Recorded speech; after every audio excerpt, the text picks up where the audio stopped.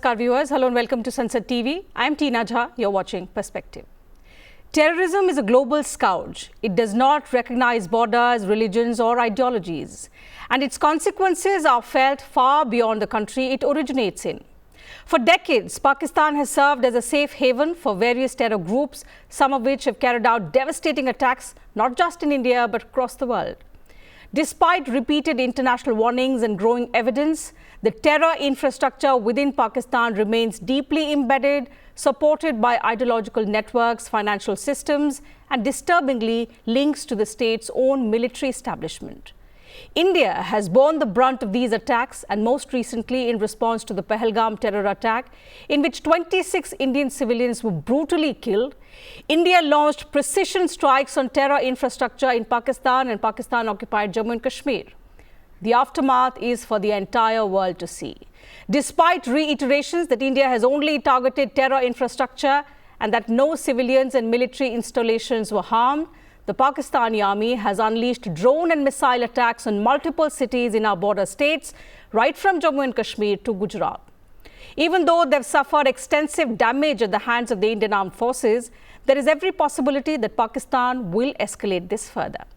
We've also seen various reactions coming in from world leaders, some supporting India's fight against terrorism, but there are also those rallying behind the terrorist sympathizers. The question that we ask of the global community today: when terrorism is a global scourge and threatens not just India but also regional peace and international stability, should the fight against it not be a shared responsibility?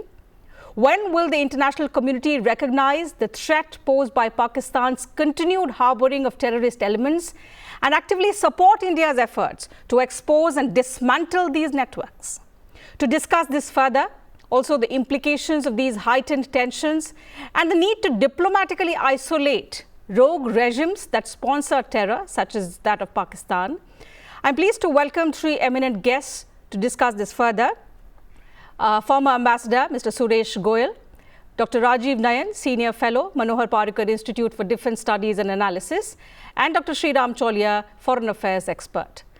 Thank you, gentlemen, for your time. Welcome to Sansad TV. Ambassador, let's begin with your perspective. First, on the global response which is coming in on the heightened tensions clearly escalated by Pakistan, but also as a seasoned diplomat, sir, how do you assess the effectiveness of India's diplomatic efforts in garnering international support against Pakistan-sponsored terrorism, and particularly in recent years? To answer your last question first, Teena, India has been able to garner rather effective international support in its efforts recently in response to what happened in Pahalgam, and in the sense that while the reactions, so the responses to our actual military action starting on the 7th of May are yet to be really as explicit, with the exception of, say, maybe Israel. But on the whole, I would say that the reaction from most of the countries of moral support to India's fight against what happened in Pahalgam have been quite interesting and rather effective, I would say. Having said that, there is one or two things which I think we need to keep in mind. I agree that international terrorism is a global scourge. At the same time, if we look at the behavior, international behavior of the countries, it may be the international scourge, but it is actually a national problem. And therefore, when India has to fight international terrorism, it has to fight international terrorism as a problem to its own security, rather than expecting, and I'm saying expecting, international support in what it does. It's very clear from our experience in the past and recently. So with the exception of few countries, there will be very few who will actually want to get involved in controlling or in terms of restraining what is happening on ground. We have seen what the US has said. The advice to both India and Pakistan is not to escalate. Europe, most of the countries not to escalate, with the exception of one or two countries. uh, Southeast Asia again basically exercise restraint. And therefore, when we deal with this issue, we should deal with this issue with our own resources, expecting that those countries who will support it because of their goodwill for India and other reasons, they will support it. But at the end of it all, it will have to be done by us and us alone. Okay, Professor Teena. Chaulia, your perspective on, the fact for years, India-Pakistan conflicts have happened for decades, but for years, perhaps we've fallen behind in the information warfare. So Pakistan has managed to play the victim, but we know that Pakistan is the one which is harboring terrorists. You've often spoken about strategic communication, especially at the global stage. We've seen ambassadors, high commissioners of India over the last 2 days taking that forward effectively on various platforms.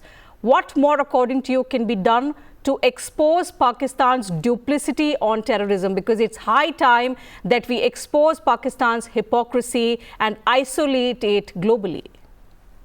Yeah, I think, Teena, the information space is no longer one-sided as it used to be. I mean, in the past, Pakistan used to amplify its version of and its narrative of what is happening in Kashmir and the tensions with India, using arguments like human rights and minorities and their rights in India and those sorts of things, and arguing that this is a self-determination struggle and so on, and also arguing that essentially it's a territorial dispute.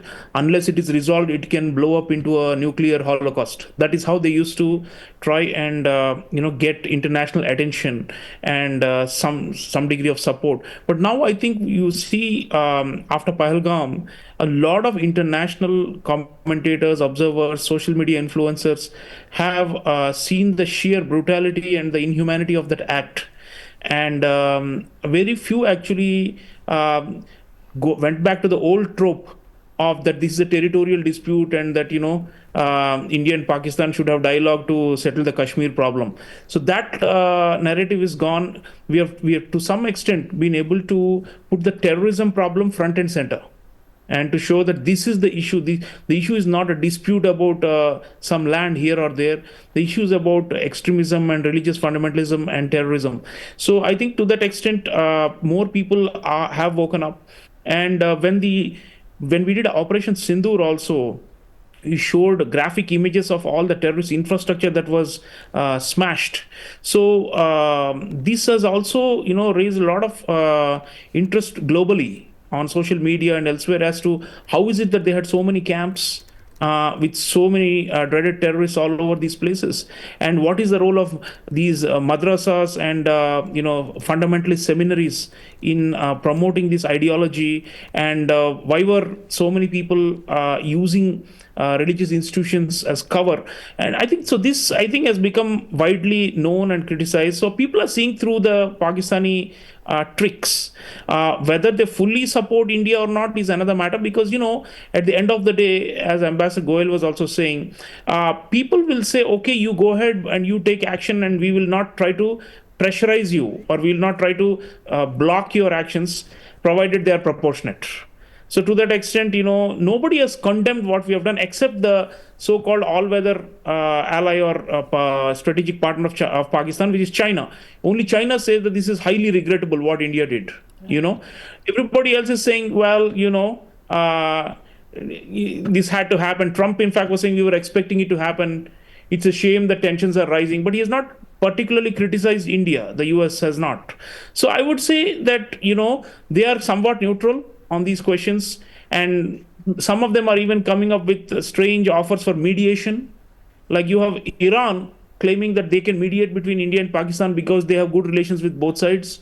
Malaysia under Anwar Ibrahim very surprisingly took a bit of a pro-Pakistan line, but also offered that we are good friends with both sides and we will offer our good officers to try and settle the dispute between you. So I think people are all looking at it from their respective national interests, and also even the commentary and the discourse, public opinion is not necessarily purely on the basis of merits. It's on the basis of what is your alignment towards India or towards Pakistan. What is your view on radical Islam in general?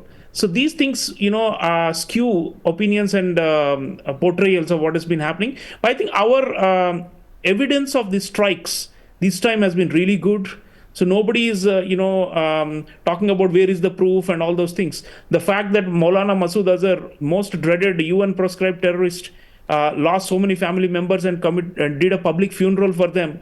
All of this show the world what is happening there. So I think to that extent, the imagery and the Pakistani citizens, their own netizens, have ironically also helped us with all those videos, the damning videos showing the complicity of their establishment and the military establishment in these dark deeds. So I think to that extent, the problem of terror has come to the forefront much more than the old way of looking at things, which was that, this is unfinished business of the partition of India, and that this is these two countries are always at loggerheads because they're fighting about Kashmir. You're right, so and I think that is the message that we want to be more assertive about to the global community. Dr. Nayan, I'll come to you for this. The fact that the world must recognize that India needs nothing from Pakistan. We are at a stage where we are the fourth largest economy, the world's fastest growing economy, and we've drawn a line much bigger than what Pakistan has. But this is a recurring nightmare for us, and perhaps we want the world to understand that it's high time you see through the hypocrisy, because at times Pakistan places itself as a victim, at times it places, but we know what the truth is, because we've been suffering at the hands of terrorism for decades together. How, according to you, can India, also some of its allies who've stood with us in this time of tensions, how can we better coordinate in exposing Pakistan's double dealing on terrorism? How effective also, if I may add to that question, has the FATF been in constraining Pakistan's support to terror networks? First of all, you rightly pointed out that Pakistan has, I will not say is losing support, has almost lost support in the international community. It betrayed almost everyone. It betrayed United States. Once United States used to come to its rescue, and when we were shouting and we were pleading that to the international community that we are really facing terrorism and we are suffering and it is bleeding us. So they had very different narrative, and these narratives were coming in the way of fighting terrorism, general terrorism, international terrorism, and of course terrorism sponsored by Pakistan. The West, of course, has changed now. They saw its game in Afghanistan, how they projected to play with it, and they played against it. So that was there. So now even China is so-called time-tested friend. It also knows that in Xinjiang what it does and how it even manages terrorist organization on the one hand and tries to become friendly to China. Afghanistan, it's terror mate. Even terror mates are now feeling betrayed by it. So I think Pakistan is it is isolated in the world. If you read the reactions coming, you will find very nuanced support coming to it, that too in a very different form. And no one is supporting it. Even Pakistan is not supporting itself. Pakistan it is against terrorism and is trying to just extricate itself from the terror groups, it has failed. So the world has seen through its game.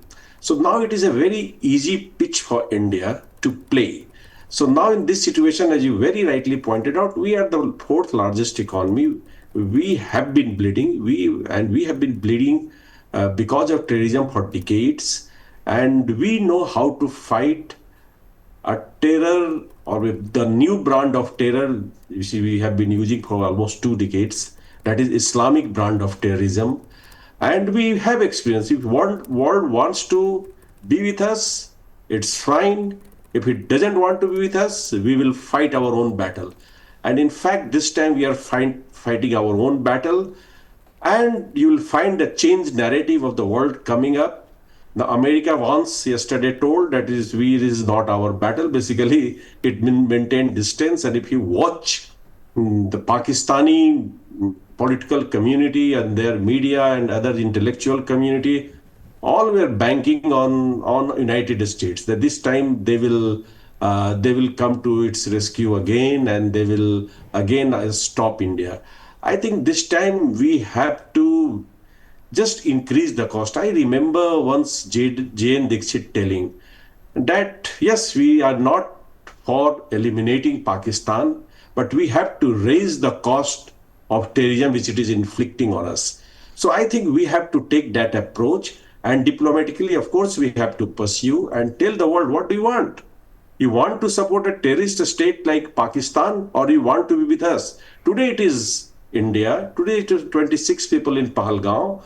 So what Pakistan has been doing, there is no need to tell that tomorrow you will also face. You had faced it in past. So just we have to make them remember what Pakistan has been doing, and what battle we should raise against Pakistan. I think international community, as they behaved or as they did to Taliban in 2001. So I think India should take that, take its campaign to that level, that the time has come to see not just we, but others, we all, but not just India, but with the international community, the world should teach Pakistan a lesson. Absolutely. It's important that the world has to realize, and Ambassador, I'll come back to what you said.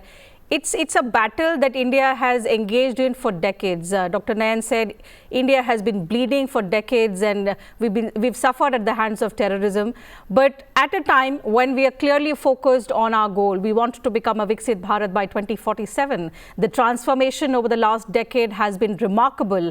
So the fact that we've left Pakistan, they're not willing to leave us. And we have to once and for all make the world realize, reiterate to the world that it's not a conflict wherein we want to reclaim any piece of land, or it's not a battle on grounds of ideology. It's purely to make Pakistan understand that terrorism is not acceptable. And perhaps in that messaging, there have to be consequences, because we've been saying it for decades, but clearly it's not had that have had that kind of effect on the global community as well. So the question here is, what specific diplomatic multilateral strategies can India employ? And we are now in a position wherein we can do that, to not just isolate Pakistan on the global stage, but have effective consequences as well on the country for it to act as deterrent.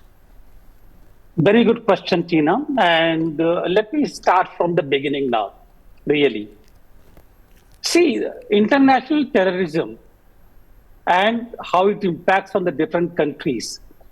I've seen it being discussed, being debated in different fora from 1993 or 94 onwards, when I was in the United Nations, and for the first time we began to discuss. Incidentally, the USA was still not really quite au fait with what international terrorism would mean till there was an attack on the World Trade Center, and therefore in 94, 95, it was still rather esoteric subject for them. But the point is that we began to talk about the International Convention, Comprehensive Convention on International Terrorism, and very few countries came on board, and it remained really the freedom movements, this and that, and all those kind of things, definition of what it means and all those things. The point really here is terrorism, international terrorism, has not been the issue of international peace and security for most of the countries. It has been a geopolitical issue for most of them, including the P5, with the exception of one or two who were close to India and therefore who understood our concerns as to what was happening in Jammu and Kashmir and on our western borders, and in Punjab, which had begun to already impact on us by that time. Therefore, while in our own theosophy, we will look at international terrorism as a global peace and security issue, and I said it before earlier also, it has to be dealt with really as an issue of geopolitics, geostrategic terms, rather than in terms of a global kind of a conclave, a global concert. That is not going to happen. If today Pakistan is being isolated by most of the countries. It is not because they understand that Pakistan has been the source of international terrorism. And I can bet today that today, if some countries would begin to need Pakistan again as a supply base for what is happening in other countries around Pakistan, they would come back to it. They would come back to start using it again as a supply base. There is no doubt about it. And therefore, today, Pakistan is isolated basically because of two things.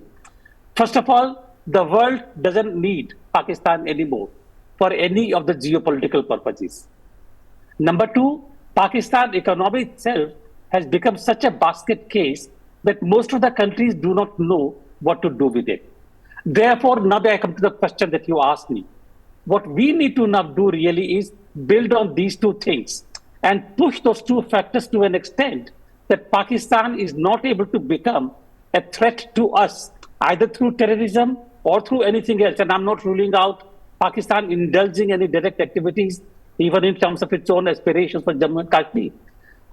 That Pakistan or Pakistan's army goes down so much that it is not able to rear its head again for years, if not decades to come. And I think India had that opportunity now. We have been able to push Pakistan to the brink again this time with our action. And with this action following up in our conversations with our partners to make sure that Pakistan remains on the margin in terms of either economic base or in terms of military supply. With the exception of China, I do not see any country which will now look at Pakistan as a partner, either economically or militarily. And that is the advantage we have at the moment. We need to work on that. So perhaps, Professor Chaulia, we need to capitalize on that advantage. We are in a position, we are a rising power. About Pakistan, the lesser said, the better it is. You've written a book, Friends, India's Closest Strategic Partners, and in which you've spoken about how over the years we've inculcated deeper partnerships with countries who will support us in the steps that we've been taking, including in our fight against terrorism. In the current scenario, how can we effectively coordinate with some of these friends, some of our partners, to not just diplomatically isolate Pakistan, but also ensure that it faces tangible consequences? And particularly, if you could elaborate on the role of key partners like the United States, Israel, also some of the Gulf countries with which we've deepened our relationship in the last decade or so. Yeah, I mean, if you start with the US, they are the major shareholders in the International Monetary Fund, and they drive the World Bank agenda. The Bretton Woods institutions, Pakistan is again up for another loan, big tranche of loans.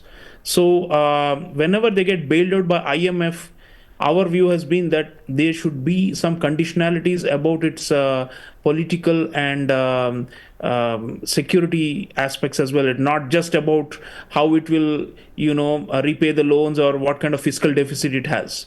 Normally, the technical negotiations for the IMF loans are based on what is the current deficit and what will be the government spending in the coming cycle and how will you manage your budget.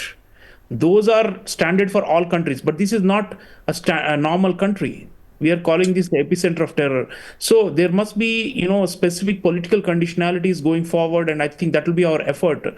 And of course, the FATF also, we had got them in the grey list, but they escaped the blacklist by showing some, because these are all international institutions, they have technical procedural criteria and you can game it to some extent. So they got out of the doghouse. They were there in it for a long time. So US is very critical, and Trump administration definitely is sympathetic to the idea of, crushing Islamist and jihadist extremism anywhere in the world. So we have to capitalize on that and keep on pushing them to apply indirect pressure through the loans. Pakistan is also getting loans from the Asian Development Bank, ADB. Yes. And this is dominated by Japan, another major, strategic partner of India. So we need to actually engage very closely with Japan to make sure that they also tighten the screws and impose strict conditionalities which are based on behavioral patterns and based on, observations of how they conduct themselves on this front, which is the security and the ideological issues. So I think we have to use these donors, especially US and Japan, to greater effect. Of course, China, we cannot, easily influence them, and China sees this as a geopolitical issue rather than a problem of extremism or fundamentalism. For them, they need Pakistan to contain or to keep India down, or to prevent our rise to equal China. So they will continue to back Pakistan, not just diplomatically. You're seeing even the weaponry that the Pakistanis have used so far in all the skirmishes since Operation Sindoor is all Chinese made. Yes. And it's clearly like as if China is fighting India using Pakistan as a proxy. That is what we are seeing on the ground and in the air right now. So I think we would not have very minimal hope from the Chinese. We should not expect that they will somehow come around to understanding the grave dangers posed by Islamist extremism, even though they have suffered losses and their own citizens have been abducted and killed in Pakistan and have been, they are facing a lot of trouble in the Afghanistan-Pakistan area, Chinese citizens and workers. But still, I think they will go with the logic that they have to somehow counterbalance India and keep India under check. So I think they are hopeless. I think this crisis has revealed that China will never do anything that will enable India's rise. I think that's a period, full stop. Other countries, Israeli weapons have been very, very critical for us this time. They have proven their mettle. The Russian weaponry, S-400 anti-missile system, very successful in interdicting all the attempted Pakistani drone and missile attacks on our population centers and military installations. So our defense diplomacy is working. A lot of these countries now that their weaponry is proving efficacious for India, will want us to buy or co-produce and co-develop more. So we should look for more such arrangements going forward with the Israelis, from their drones to anti-missile systems, air defenses. I think we're going to grow even closer with them. So concrete security cooperation with a lot of these partners is going to increase. The ones who are not so directly involved in this also are watching from afar, and what we are doing, our practices, the manner in which we did not cross their airspace and still wreaked havoc on their terror camps. This is also going to be shared with all the intelligence agencies of friendly countries, and who will then want to bring them into use as part of the counter-terrorism practices. So we are contributing a lot to global good. And I think all these partners do realize that India is fighting not just for itself, but on behalf of all of them. So I think we will see intensified defense diplomacy and security cooperation with a lot of these countries in the years to come. But we also need to bring in financial pressure, like I said, through donors. And if you combine these two, then through strategic partnerships, we can try and, if not end the menace of terror from Pakistan, at least keep it under significant control. Absolutely. Lots of takeaways and lots of important points there made by Professor Chaulia. But the one on the evolving nature of warfare is something that that is quite concerning for the world as well, Dr. Nayan. Each time the conflict escalates between India and Pakistan, the global concern is that both countries are nuclear powers, and that is what is quite concerning from the point of view of global peace. So the question to you is, and given your background in international relations and arms control, how can India also leverage global frameworks like the NPT and export control regimes to highlight Pakistan's dual role in supporting terrorism, which, on the other hand, on the contrary, claims to be a responsible nuclear state? So tell us about the gaps that exist in these frameworks and which have time and again allowed Pakistan to evade. But this is something that we must escalate at the highest level and ensure that this time Pakistan does not get away. Look, first of all, I would like to tell you, Pakistan played this nuclear game, this nuclear blackmail, and generally tried to scare the world that two nuclear weapons powers, if they fight, there'll be nuclear exchanges. I don't think anyone is buying that argument any longer. They had a partner, or they partnered with the non-proliferation community in the West, I will say not just United States, and they in fact flared up this threat. And they tried to sell this argument because that argument somehow suited the American establishment at that time. So in fact, the entire bluff has been called. And so this is no longer, they are still raising this issue, nuclear exchange, nuclear power, so that we are not punished. But I don't think we should take it seriously. And we should not pay attention. Otherwise, what happens? We just self-deter ourselves. So in fact, the Indian strategic community should refrain from just walking into their trap and start engaging about conversation on the issue of nuclear. They cannot. They are talking to a nuclear power that is nuclear India, and they know the consequences. They are not irrational. They rationally do irrational things. So that part is gone. So I don't think that is settled. And even Putin, sometimes what happens, N-word is used to push many kinds of international strategic agenda. In the Ukraine-Russian war, the West tried to mobilize international public opinion against Russia by saying, oh, Russia is going to use nuclear weapons. They did not use nuclear weapons yet.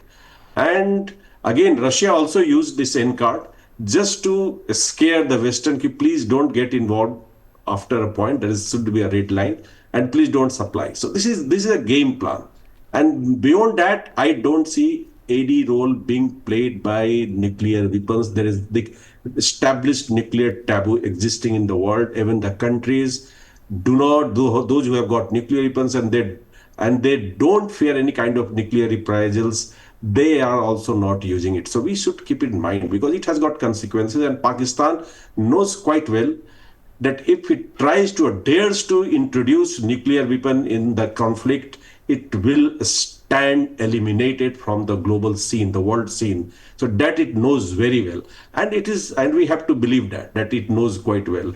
So now coming to the point about the tricks they have been playing, and you talked about export controls. Well known, they are partners in the proliferation network. It was being run by not AQ Khan, but the Pakistani state, and they transacted all kinds of materials, and they transacted it to West Asia, to East Asia, and we know the country, the kingpin, that is China. But now you know that even West Asian scenario has changed, and I have been arguing for long that they don't rely on this old proliferation network. In fact, and that I personally believe that the new network, that Islamic proliferation network which has emerged in West Asia, this is more dangerous. And they are transacting. So they don't rely on Pakistan for transacting materials. So Pakistan is irrelevant there too. What Pakistan says that I can also transfer your technologies, I can also do that. So that part, it deceives the world. There's very good book written that is Deception. It actually, Pakistan symbolizes that deception. And world has to understand, and this is our duty, to keep exposing Pakistan on nuclear matters, on nuclear Absolutely. issues. I think at the moment, as all three of you rightly pointed out, it's a changed world. India's stature on the global stage has completely changed. Ambassador rightly pointed out the world does not need Pakistan as much as it needs India today, given the rising power that it is. It is on us to continue to mount pressure on Pakistan, hold it accountable for not just harboring terrorism, but also exporting it in different ways. So that having been said, I'll have to wind up the program, gentlemen. Time allows me to take up only that much on this edition of Perspective. Very big thank you to all three of you for sparing your valuable time and sharing your valuable insights. And to you viewers, thank you very much for your time as well.